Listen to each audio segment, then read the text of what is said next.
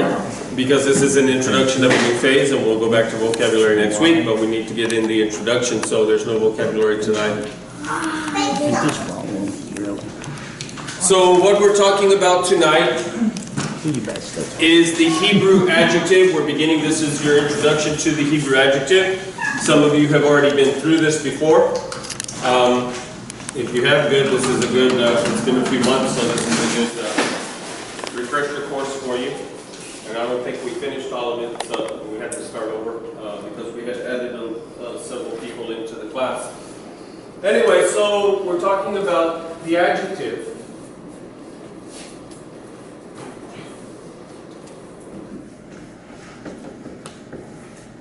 And so, what is an adjective? Say it again? It describes the noun. It describes the noun. It is a descriptor. An adjective is a descriptor. It gives description. It describes the noun. It gives the noun definition. It defines the noun.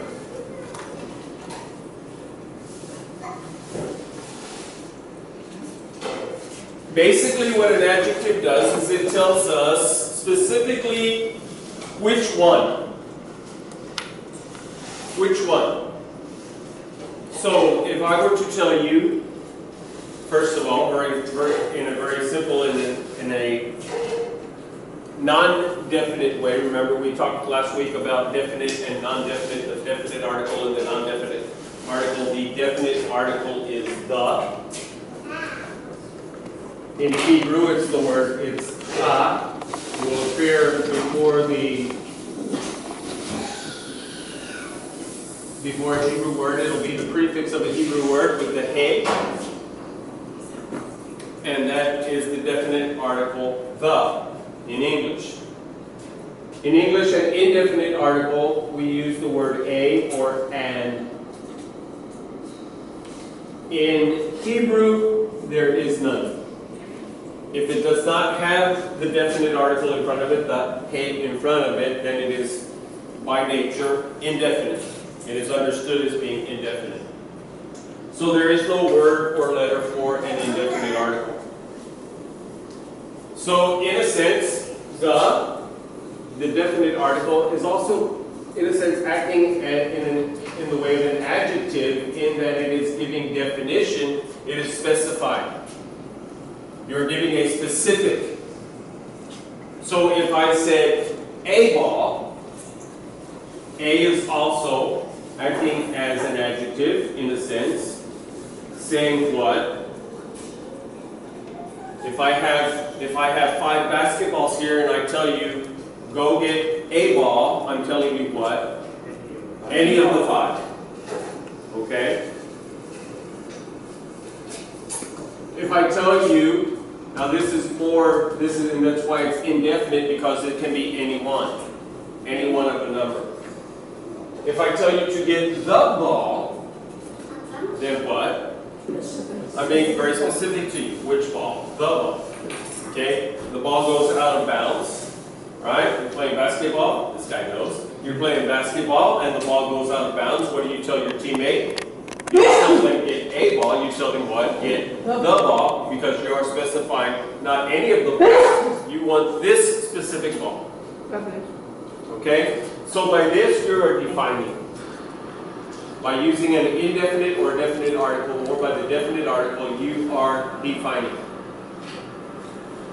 Okay? The adjective defines. Now you notice in English and in Hebrew, where does the definite article come?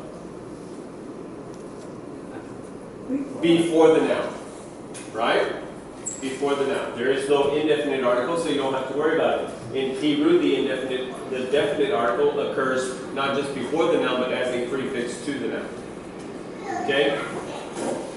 So, the adjective is also a descriptor in that I am giving sense to what the object is, to what the noun is, the person, place, thing. I'm giving sense to it. I'm telling you which one.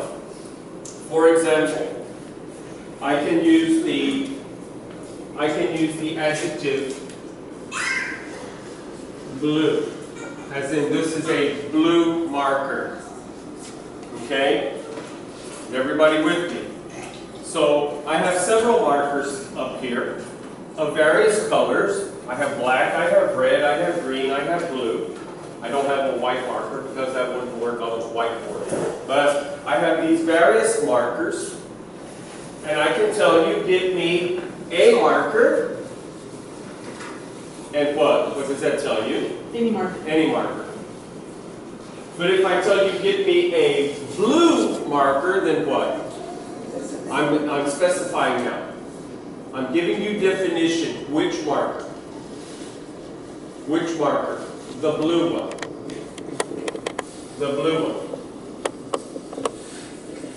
Or I can say in English I can use either the or a, definite or indefinite. The blue marker or a blue marker. Okay, either one works. But by blue, I'm telling you what? Not green, not red, not black, not yellow, not orange, not pink, not even white. Give me a blue marker. So I am doing what? I've given you a description of the marker. I'm defining, I'm telling you which marker. So this is what an adjective does, and you can use it with all, anything that you use.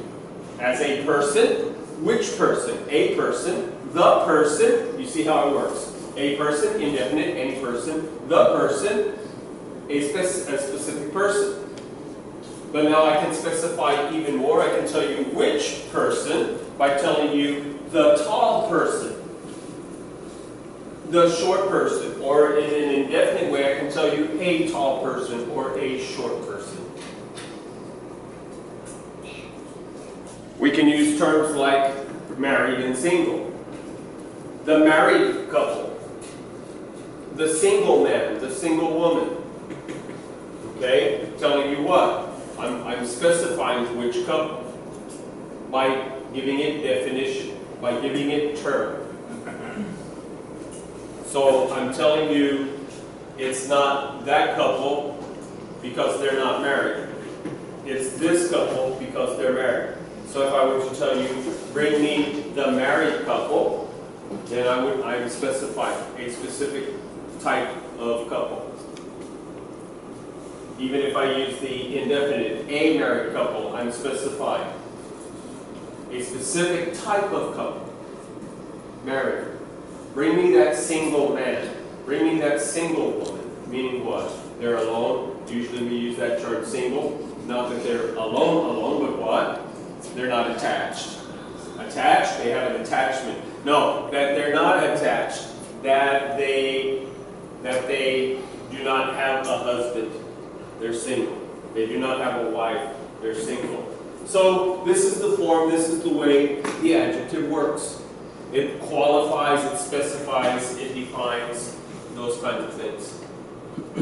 So an adjective can indicate what kind, how many. We can use numbers as well. 2 balls. Bring me 2 balls. 2 would be an adjective. How many balls? 2 balls. Not 3, not 1, 2. Okay? So we can use numbers as adjectives. Color, size, shape, all of these types of variables. All right. In English, we a couple of things. It's rather easy for us. The large book.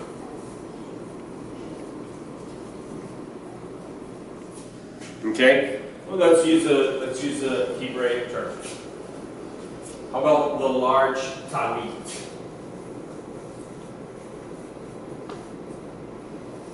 The large talit. Now, in English,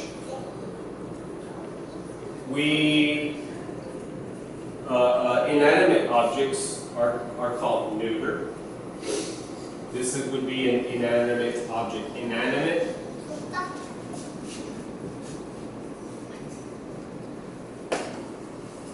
Inanimate. Anim. to be alive. Okay? So an inanimate object is what? Inanimate means an object that is not alive. It has no life. Okay? So Nathan here is an animate object. Is an object that has life in him. Okay? The table upon which he's leaning is inanimate. It has no life. It has no movement. Okay? So it does not move of its own accord, those kinds of things. It has no life. So we use this term inanimate to mean without life. So in English, all living things are either male or female. All living things. All animate things are male or female. All living things are male, all living creatures. Even trees and flowers and grass and weeds and things like this are classified as being male or female. You learned this in 8th grade science class and in biology and those kinds of things. So you have this classification for all living things. A tree will be male or a tree will be female. Some plants are both. And they're able to reproduce of their own accord. They have both the male and the female attributes to them, so they're able to reproduce of their own. There are actually some fish that also are able to. There's a fish that is able to change species. If they're all females, yes. If they're all females, sex. I'm sorry. They're able to. They're able to change their defining term here, male or female. If all in the school of fish are female, and they have no one with which to breed, one of the fish will become a male. And that way they can breed. Earthworms are both male and female. Okay, they have both parts to them. So, but all living things are classified male or female. Okay? So, you do not walk up to a mother with their young child and call the child it. The child is either a he or a she. Now, I say you should not. Okay? Because a child is not an it. A child is a he or she. If you don't know, then you use the term, the correct way to ask a question or to make a statement is to say the baby. So, you would say, is it a male or a female? No, because it determines that it is neither male nor female. Okay? You ask, what is the baby, male or female? Not what is it. What is its name? No, what is his name, what is her name, or what is the baby's name? Now, I'm not making a big issue of this. You're not going to go to hell if you say, but you might get a slap from the mother because her child is not. I have seen women who become very indignant because you call their child an it, like on the Adams Family, Uncle It, and the thing, you know, things like that. So, in English you have male and female. All inanimate objects are it, are specified in a neuter term. They are neither male nor female, thus they are its. Okay? So it is considered, male would be he, female would be she. Neuter means neither, so this would be it. So if I tell you to go get the boy, I would tell you to go get him. If I tell you to go get the girl, I would tell you to go get her. If I tell you to go get the ball, I would tell you to go get it. Okay? Everybody with me so far? So we don't have to worry about that in English, but you do in Hebrew. In Hebrew, we'll come over here. The adjective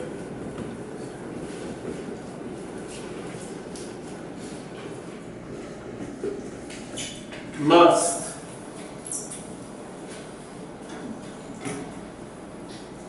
Can you spell? Can you spell? Must match the noun.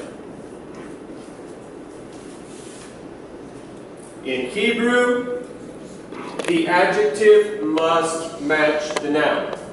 In Hebrew, there is no neuter.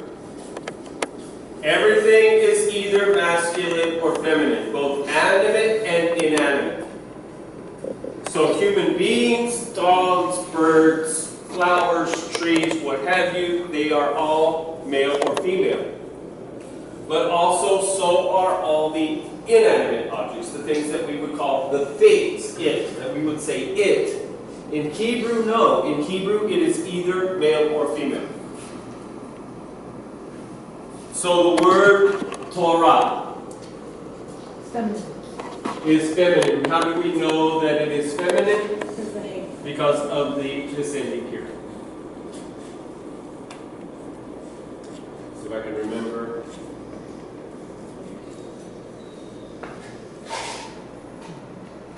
Okay?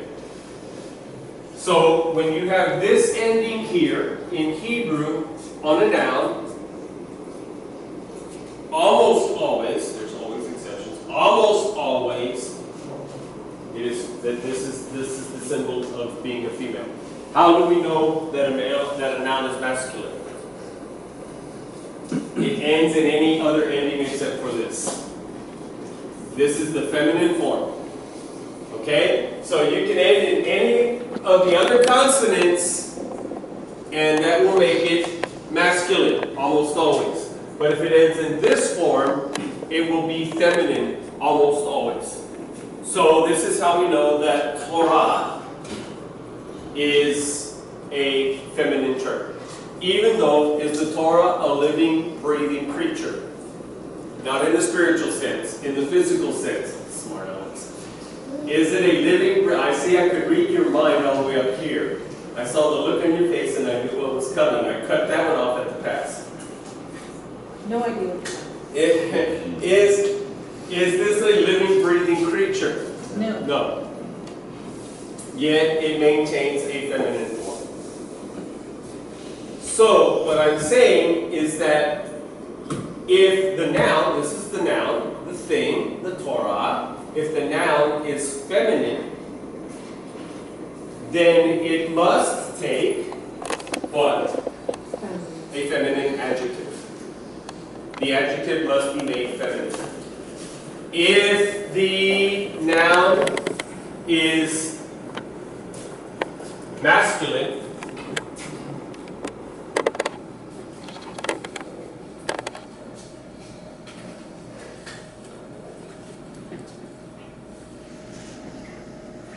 if the noun is masculine, what is that? Adam.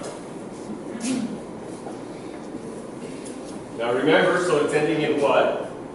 Not a hey, it's ending in men.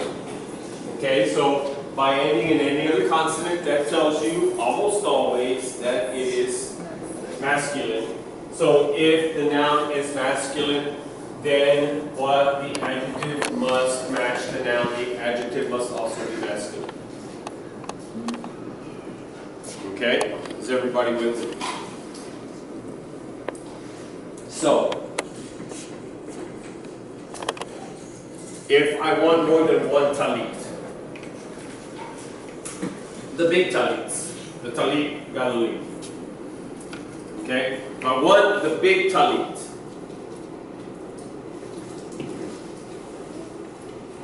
more than what? Huh? Pentecost. No, talit, the prayer cover. Okay? I guess. Your hearing aid has a lying spirit. Out with you. Okay. If I want more than one large talit, in English, how would I say that? You would add an S. I would add an S where? Of the noun. Okay? So I would say, but would I add an S then at the end of large? No. I want the largest talits. Largest, not ST, the largest tali. Would I add an S here? No. The adjective remains the same, no matter how many, whether it's one or it's several. Okay? Bring me the green ball, or bring me the greens balls. Which is proper? Bring me the green ball, or bring me the greens balls. Which one is proper? Okay? Simply, you do not add the multiplier, you do not add what's the word I'm looking for? Sorry, my mind went blank. You do not add the S to the adjective. It just remains in its form, green. Is everybody with me? Yes. Large, small. Not the small talits, okay? But the small talits, okay? So that this word small in effect, whether it's singular or plural, that's the word I was looking for. Whether it's singular or plural, it works on both. Okay, it stays the same. It does not change. But in Hebrew, the adjective must match the noun. Therefore, yes. So.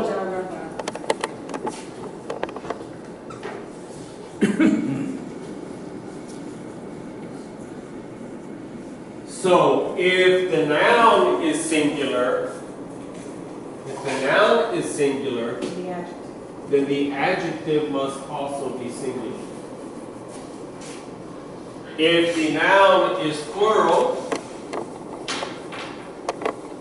then the adjective must also be plural. So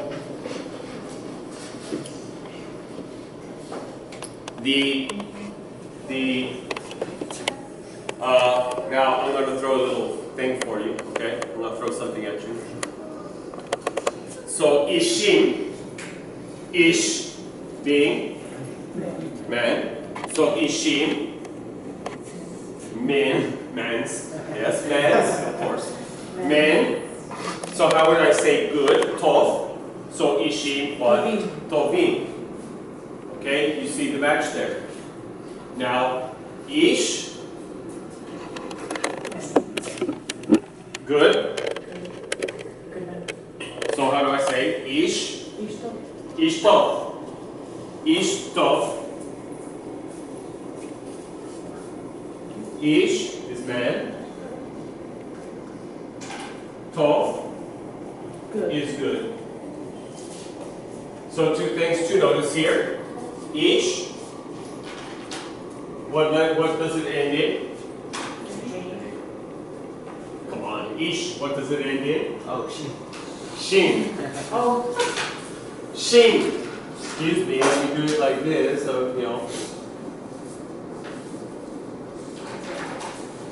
There. It ends in a shin. So that makes it masculine or plural? Wait. I mean masculine. Sorry, I'm tired. Masculine or feminine? Masculine. Masculine. Okay? Tov ends in a bait. Ends in a bait. Tov. So masculine or feminine? Masculine.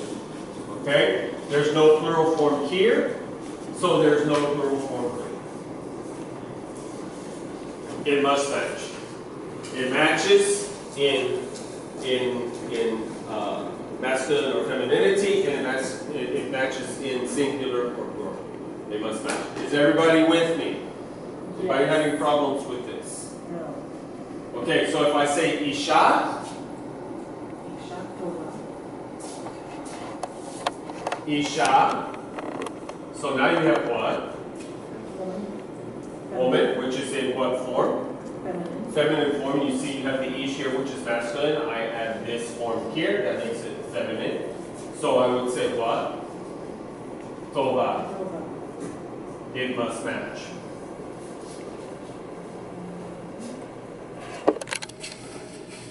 Okay, so there's always an exception.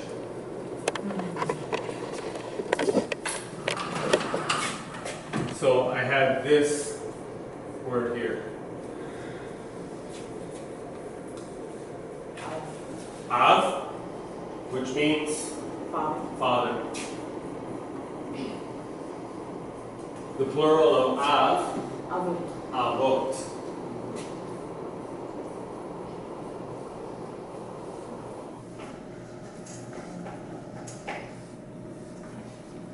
Avot. And ot is what? Feminine. Feminine, plural. Stuck onto father. What is this? I will tell you. I don't know. The rabbis will tell you. We don't know. This is the way it is. Okay? There are some things, there might be some understanding somewhere or something, but I've never seen it. And this is just the way it is. With father, it is not avim, it is avot, which is feminine plural. However, if I were to say the good father, a good father, I would say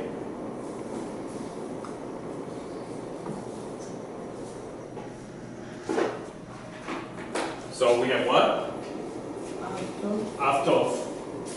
Good father. But now avot is a what? Feminine plural. Okay? So I'm going to have to pluralize tov. And do what? But see, the noun is what? Even though it is even if it's in a feminine form, if it is a male, if it is masculine, it must remain in masculine form. So then it's Therefore, Avot, Tovim.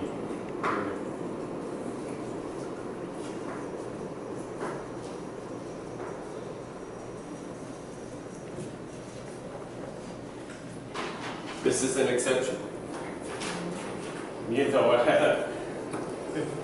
When you want life to be easy, I beg your pardon.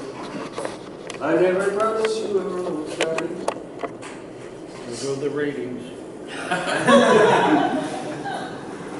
You're fired. Anyway. So, does everybody see how this is working? Yes. Even if it appears that it is in feminine form, we know that avot is actually masculine. Therefore, the adjective is going to match what the noun is. It is masculine. So even in the exception, the adjective is still going to be masculine. So to say good fathers, you would say avot tovim.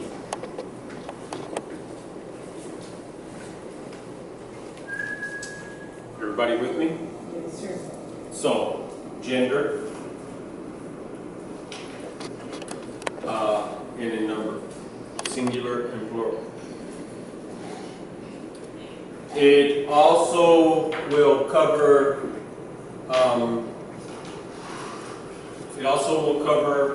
there are 3 forms of adjectives, which we will cover, and this also deals with this in matching of the noun. Also, has everybody got this? Yes. I'm running out of room here, since most of you are sitting on this side. So I can take this off there if I set it. Yes. And I hope you're putting in your notes more orderly. Just kidding.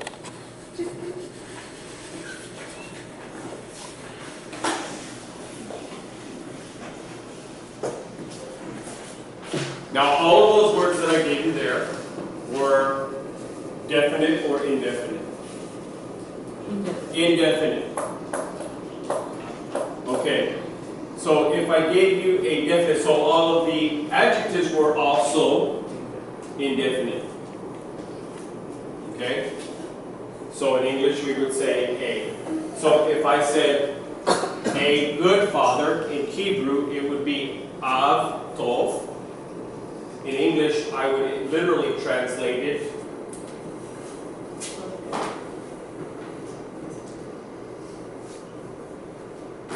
of, I was putting the, alright. Av tov, okay. So I would say A father. Good. A good. Why? Is it they stay the same? Because the adjective must match to them. Okay, now, thankfully, what did I tell you about definite and indefinite? What did I tell you about indefinite in Hebrew? It's understood. It's understood. There is no indefinite, so you don't have to worry about that one. But if I said have,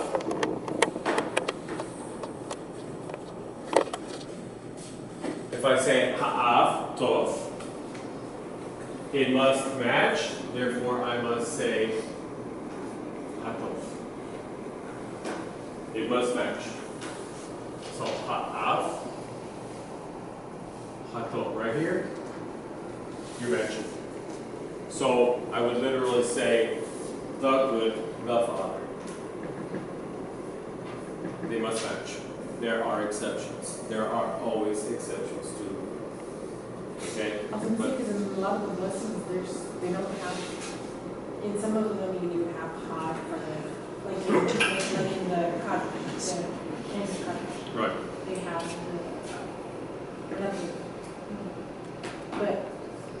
But sometimes it's just the one that's the hot, and then the rest are just. Left. Yes. Yeah. That's I would say the further we get away from the time of speaking Hebrew, the more sloppy it gets. I don't know how to say it in a, yeah. The same thing is true with English. Our English today, my mom will tell you, the English that we speak today is very sloppy compared to the English that they spoke when she was growing up.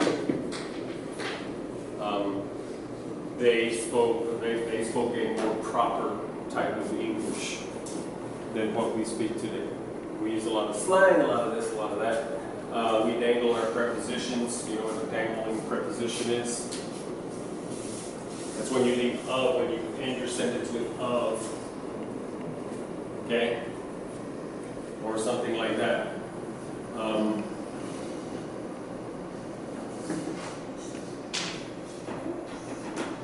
Trying to think of one and I can't off the top of my head. The disuse of commas and things like this. But we would also say that the English that they used in her age, in her time, when she was growing up, was actually improper concern if you consider the English that was spoken 100 years, what we would call the King's English or the Queen's English, which is a very proper type of English. And the further back you go, if you ever listen to English people talk that is British, if you ever listen to them talk, listen to their enunciation. Most of them speak they have a very pronounced enunciation, that is, they don't gloss over the letters. They hit the T's and the D's and the things like that. And so they speak this is what gives them to us what sounds like a peculiar accent, is that they're more careful about those kinds of things. And we look at them as being, what, highfalutin? That's a good proper term. Highfalutin, or we look at them as being proud or arrogant because they speak like this. You know, they have this very pronounced way, very enunciated way of speaking, very clear. And we could say they probably talk slower than what we talk. So English has gotten sloppy over the years.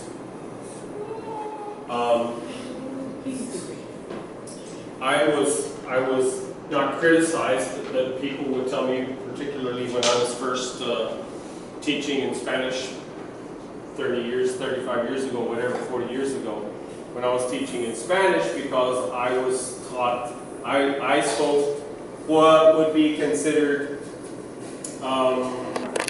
scholastic Spanish. Spanish as you learn it in a school. And so I did not use a lot of slang and those kinds of things. I used very specific words, very definite terms, and all of that in my Spanish. My dad was the same way. My dad did not use a lot of slang terms and things like that. His Spanish was what would be very proper. We had a rabbi here at the synagogue who was from Chile. And he told me, he said, he asked me one day, because we would converse in Spanish sometimes, and he would tell me, "You speak Castellano." And I told him, I said, "People around here, sometimes they don't understand me." And he says, "That's because you're speaking Castellano." What is Castellano? Well, it's what is called the high Spanish. It's very proper, very whatever. Not that I was trying to be proper, this is what I learned.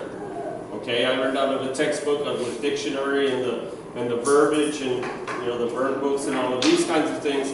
That's the way I learned. And so he was telling me, well, it's Castellano compared to what they speak around here. He says, don't worry about it. He says, I don't understand the Spanish down here either. He was from Chile. He said, but this is true, because it's a different type of Spanish. And here, as most of you know, Spanish can get quite sloppy. Okay, Tex-Mex, all right?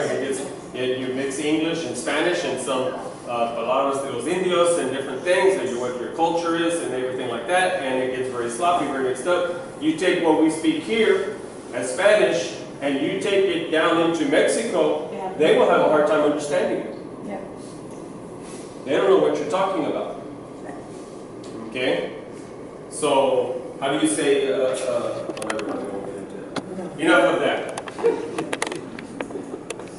So, what I'm saying is that there are exceptions, and also that the further away we have gotten from the actual speaking of the Hebrew, other than the synagogue and whatever, even we have these two forms of Hebrew that are called Ladino and, what's the other one? Yiddish, thank you. You're on top of it. You can consider that, right? Teachers. Anyway, Yiddish and Ladino. What is Ladino? Ladino is taking the Hebrew and mixing Spanish in with it, giving it a Spanish accent, a Spanish flair. It's not pure Hebrew, it's not pure Spanish, it's a meshing of the two. What is Yiddish? Yiddish is the same thing, except for it is Hebrew and German. You're taking Hebrew and you're taking German. It's not pure Hebrew, it's not pure German. You're taking the two and you're throwing them together, and you come up with very strange sounding words. That if you only speak German, you're not going to understand it. If you're not raised speaking Yiddish, if you only speak Hebrew, you're not raised speaking Yiddish, you're not going to understand it. You will have some kind of, you'll hear some things that you understand. But if you're speaking true Ladino or pure Yiddish, it's this clashing together of the cultures, basically what's happening. Okay. Huh? It's what you hear all over New York. Sure. This is why. Well, this is the reason why. For example, here in the United States, most of the Orthodox Jews speak Ashkenaz. Okay, we have the Ashkenazic pronunciation of words. Instead of Shabbat, which is the proper way of saying it in Hebrew, they say Shabbos. And they put the emphasis at the beginning, like a European language, rather than at the end, like a Middle Eastern language. So you have these kinds of variations that are taking place.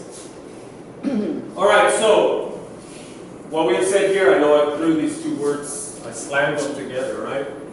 Okay, so maybe that's Yiddish because I slammed those two words together. Or Ladino or something. Anyway, so you have the two words, they must match indefiniteness. Why? Because the adjective must match the noun. So if the noun takes the definite article, then the adjective, usually, it should also take the definite article. Okay? Now this is a grammar class, so I'm telling you what the rule is. Does this mean that everybody follows the rule? No. Okay? Just like in English, in the classroom, you would say this. Going. Okay? This is textbook. Proper. Going. And you pronounce it going. Okay? So what? Gonna. So we sang a song a few weeks ago in Shabbat that had this word in it. Gonna. Okay? So this is textbook, this is slang. So what I'm saying is that there are times even in worship services and such as that, when we're saying the rahot, sometimes the informal way of saying something creeps in, rather than the textbook formal way of saying it. Okay? Everybody with me? Everybody got it?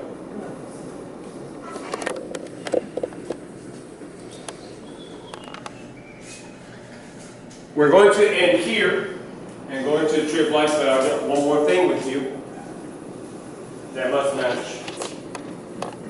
Can I erase Ghana? Is everybody in this Ghana? Ghana? You didn't write that down?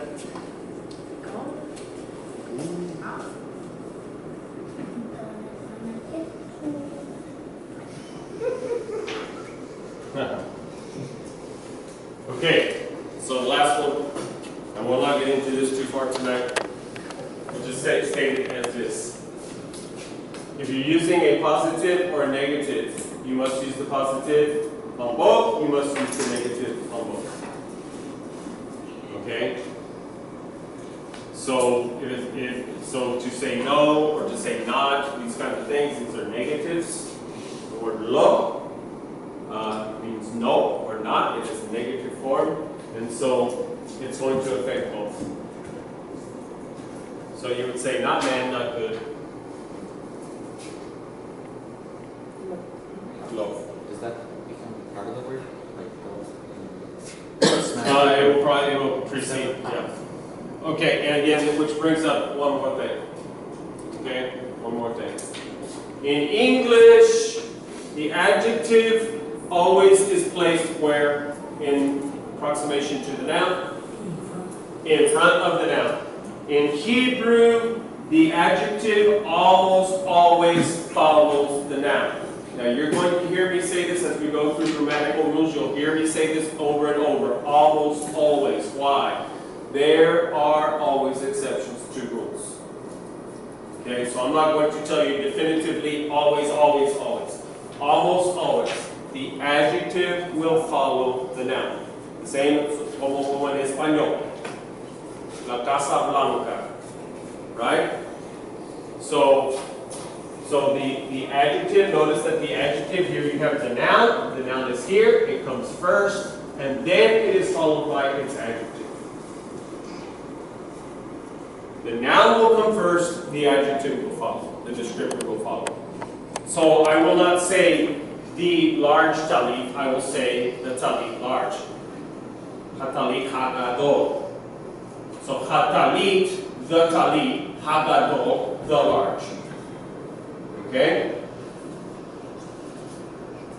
Av, tov. Av, father, tov. I would say in Hebrew, if I translated word for word, it would be father, good. The father, the good. So the adjective is always going to follow, almost always going to follow the noun. It will come second. The noun comes first, the descriptor comes second. Because I'm giving you the object first. I give you the object first, and then I tell you which object. Everybody with me? Okay, well that would take 5.